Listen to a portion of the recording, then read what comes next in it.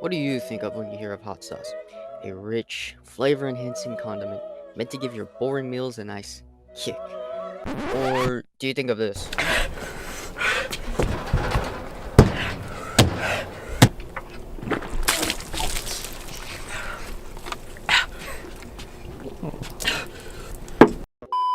So, a few days ago, I was searching for some new video ideas, and while doing so, I happened to glance over to my nearby desk sauce and thought, yeah, the Stranger Things pizza they've been promoting recently, it's a bit overrated. I gotta try and fix it. As I grimaced upon my poor pizza, however, which tasted a lot better now, Pretty good. I got curious. Curious about where my hot sauce, or more broadly, where hot sauce in general came from.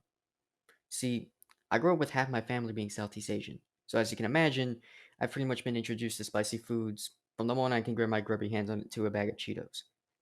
Despite that, however, I never actually knew where or how it was created. And while that's not entirely true, as I do know how some basic sauces are made, for example, Thai chili peppers, when crushed and mixed with some water, make a really good dipping sauce. And I highly recommend it for anybody looking for a bit of an after party, if you catch my drift. Onto my main point, however, I never really thought about the process nor the history of which the first commercialized hot sauces or spicy foods originated. Instead, I just enjoyed the nice little tingle, little zing it gave me. So let's just hop right into this.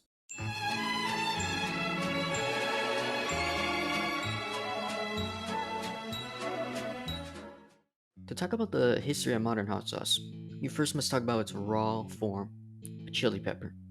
Chili peppers are said to have originated in what is more or less modern day Bolivia, becoming a part of the human diet since about 7500 BC. Here you'd see Aztecs using what is basically a mixture of chili peppers and water for purposes such as food, each other, and medicine, if you get what I mean. Skip it up and down up.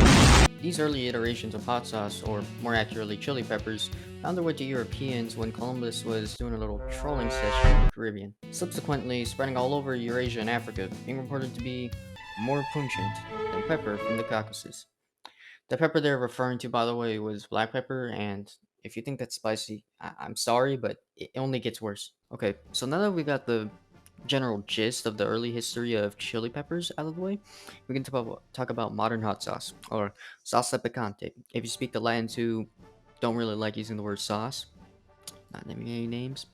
Mississippi Queen, if you know what I mean. The backstory behind commercialized hot sauce isn't actually too long. It said that back in 1807, the first advertisements for hot sauce came from Massachusetts. I'm not gonna laugh at that. For a bottled homemade cayenne sauce. Many more companies advertising hot sauce would come up in later years, such as J. McCulloch and Company in New York, whom of which made a hot sauce from wild chitapin, ch- chittle, whatever, peppers, whatever, yeah. And quick fact, the excavation site for the Bertrand, which sunk in 1865, of which, holding among many other artifacts, 173 bottles of hot sauce. And to be honest, I thought that was pretty cool. Many companies from the 1800s, unfortunately, didn't survive into the modern era. However, one of the most recognizable brands of salsa picante, which originated in 1865, has. You know him? You love him? Tabasco. As of 2010, they came out with the 13th best-selling seasoning, being preceded by Frank's Red Hot Sauce, which was the first sauce used to make buffalo wings. Another great dish, by the way. About Tabasco, by the way.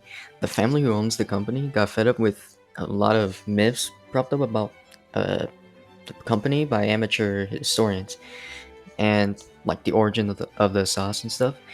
So in the response to this, they hired a distinguished, listen, historian to look into their family's old archives, with the intent of creating a hot sauce museum in New Orleans, which would have been really cool. The result of this research, however, which is still really cool, but it was a book, Tabasco, an illustrated history, which I have a link for in the description to anybody interested. So now, the next time you find yourself chugging more water than a Central African child will ever see in their life, from a bit of hot sauce, you can remember the history behind your self-induced torture.